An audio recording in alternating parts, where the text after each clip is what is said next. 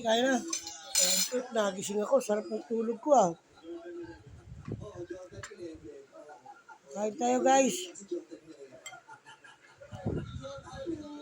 Ulam namin ha. So ayun na, papakita na namin. Baka pag nakita mo siya ng Oh, personal, right. kahit bumaba ka ng isa dyan, tingnan nga natin, go Grace. Pakita niya Nakain ko lang ng taba, no? Sonja. Oh, Ano reaction? Wow! bibigyan ka na ha sa taba ha. Next. Oh. Kalahati lang yung umiti. Na-stroke. Na-stroke yun. Kalahati lang. Kalahati lang. Kalapan po. Kapag po yung hindi. Di ba yun siya nakakarapo ko? Ay siya, si RD. Wala pa. Tawag ka sa dyan, Smurf. Kumaka, Smurf sa'yo. Hindi talaga mga Gen Z. Sabi, papay lang dati. Papa Smurf. Papa Smurf. Kalapan Rebay siya. Dito tayo sa huli. Diyan naman tayo. Wow! Tara! Yan ang ngiti. Parang bumasang sugar. Bumasang sugar. Di ba parang pinunain sa Invincible?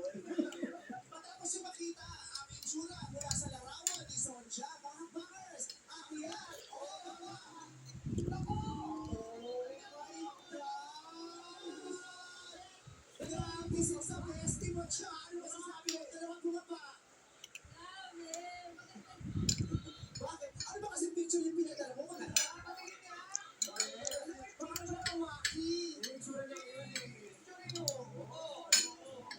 Tignan mo kami. Makagraduate ng senior high. Okay. Gawin natin si John muna. Bakit ako umakyat dyan? Kung nakita mo yung picture ni Salt.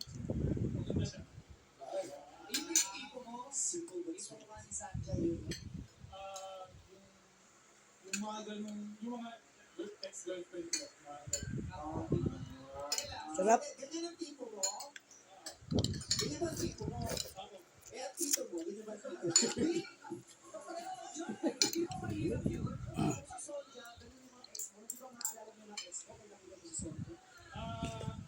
Sa akin, hindi naman kasi ayos naman kami yung mga ex.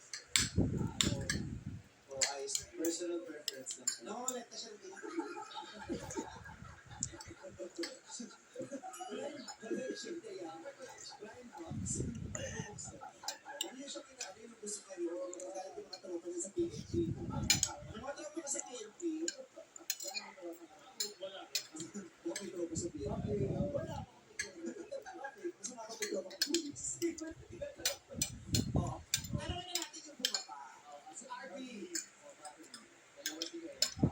Maganda naman po siya, pero personal preference, hindi